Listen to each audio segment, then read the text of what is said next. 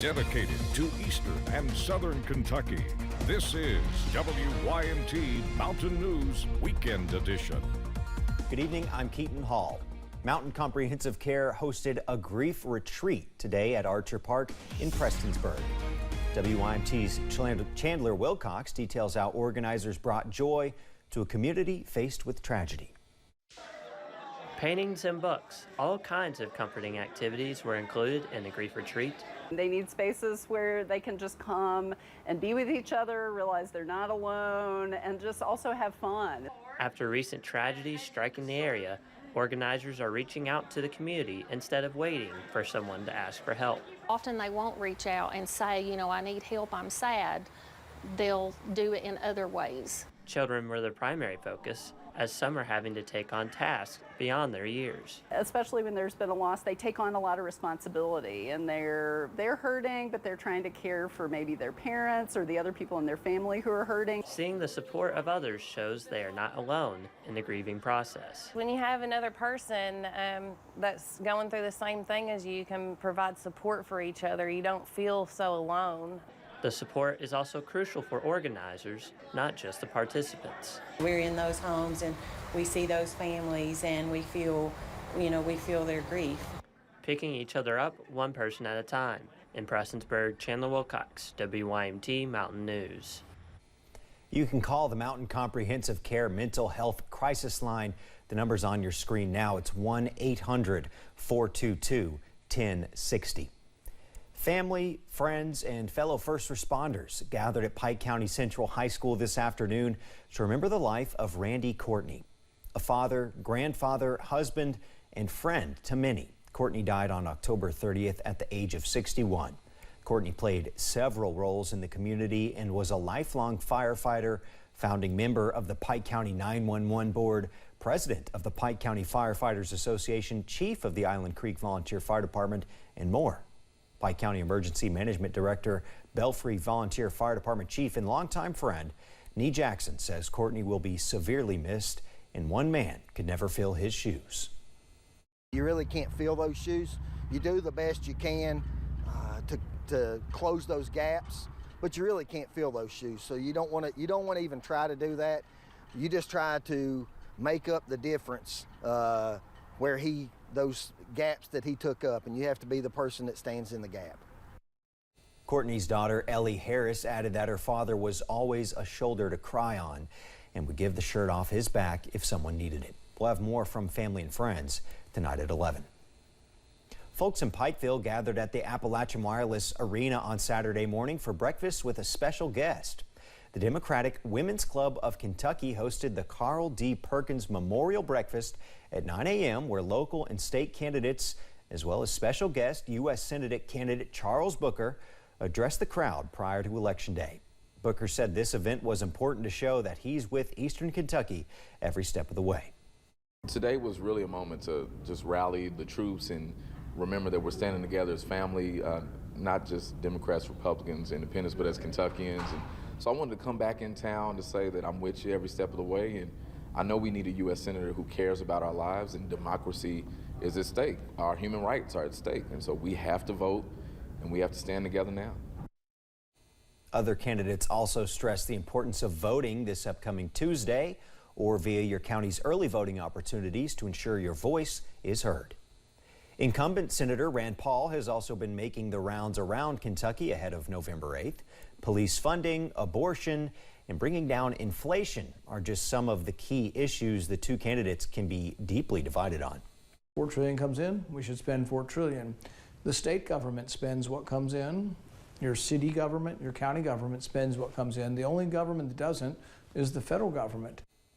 Paul does not support the Inflation Reduction Act, which has already been passed by Congress, an act that pays on deficits while simultaneously paying out on climate change programs. Booker says he would get behind it. Extremely dry weather continues to create a high fire danger across eastern Kentucky. It hasn't been this dry in the Daniel Boone National Forest in about 12 years. The majority of the forest fires that happen in the Red River Gorge area happen because backcountry campers, they fail to completely extinguish campfires When you're coming out to a place like the Red River Gorge and maybe you want to do some backcountry camping, think about what you're going to be doing that night. And one thing I'd recommend is maybe not even having a fire. Maybe just looking up at the stars, doing some stargazing. Here's how you can prevent a forest fire yourself if you're backcountry camping or just camping in general. Put out the fire, extinguish it completely. You do that by adding water, stirring it, then adding more water. Then you put your hand close to the fire pit. If it's cool, then you're good to go. Well, thankfully, we are getting a little bit of relief in terms of a few showers across the region today. Here's a live look over at the London Corbin Airport, looking at a cloudy sky this evening. Still pretty mild. Current temperature is 71 degrees, but check out the wind howling out of the south at 15 miles per hour. A wind advisory continues for most of the region until 9 p.m. tonight. So some windy weather is going to continue into this evening, gusting to 33 in Monticello, 26 in Williamsburg, up to 31 here in Hazard. So those winds are howling out of the south. 73 in Jackson, 72 for Hazard, 74 in Prestonsburg. A mild evening is on tap across the region. We're also tracking a few showers, especially west of I-75, and we could see a few more showers as we go into this evening. Is it going to rain everywhere? No, but a few showers are possible. Temperatures tonight only falling into the lower 60s. That full forecast coming up in just a little bit. Keaton. Thank you, Cameron. For the second straight week, Kentucky hit the road to face a border rival. This one a little less heated than the last one. WYMT Sports Director John Lowe joins us now live with highlights. John. Keaton, over the last few years, the series between Kentucky and Missouri has gotten more and more heated. And with both of these teams searching for a win, this one was about as hot as it could get. Blustery day out at Farrett Field for this one between Kentucky and Missouri. First UK drive will be a good one. Levis to Dane Key for the 22-yard touchdown. Dane Key now the freshman school leader in touchdown receptions in a season. Very defensive game. Wildcats wouldn't score again until the third quarter. Levis to Jordan Dingle on the easy 1-yard check down, 14-3 at that point. Missouri would come back to take the lead in the fourth, but Levis to Key again, this time from 39 yards out for the diving score, 21-17 Cats. And here, coming up, is going to be our play of the year. Last UK possession, snap goes over the head of Colin Goodfellow. He somehow tracks it down and gets the ball away at the 2-yard line. Mizzou then called for roughing the kicker, so 15-yard penalty. UK would bleed the clock, and they pick up the 21-17 win. We'll have much more coming up later on in sports. Cats now 6-3 on the season. Keaton.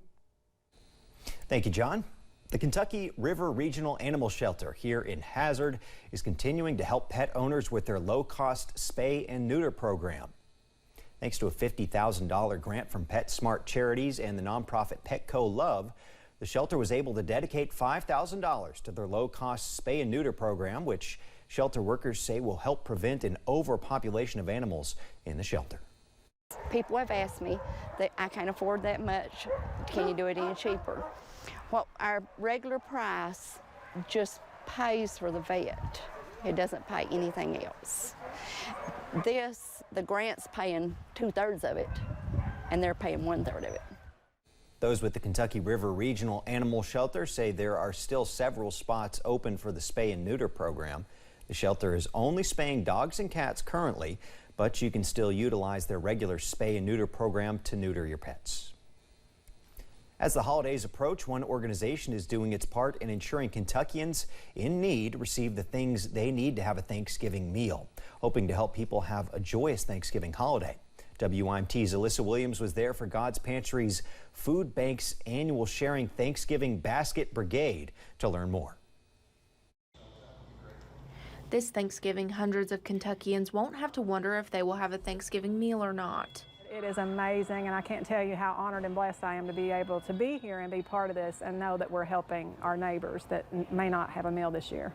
As part of their annual Sharing Thanksgiving Basket Brigade, God's Pantry Food Bank hosted dozens of volunteers to put together 1,000 Thanksgiving meal boxes. So one of the things that we really cherish about Sharing Thanksgiving is an opportunity for us to help households that may not have a meal to eat and to be able to gather with loved ones to share in the blessings of a Thanksgiving meal and you know, the joy of whatever life may hold going forward. These food boxes, along with other Thanksgiving supplies, will be given out later this month to families in Laurel, Clay, and Jackson counties. We're giving out a box of food, a turkey, eggs, potatoes, onions, the whole meal for 1,000 families. But those with God's Pantry Food Bank say events like this do more than just feed those in need. And it's indescribable because you literally are changing somebody's life, not just for that day, for the whole rest of the year.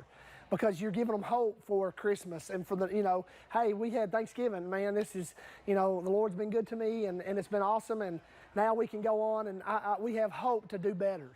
Aiming to feed the bodies and the spirits of those in need this Thanksgiving. In London, Alyssa Williams, WYMT Mountain News. Through the organization's usual meal distribution, God's Pantry Food Bank is still focusing on flood relief efforts. The organization received a $300,000 donation from Jackson Ware Washing Systems today to continue their relief efforts.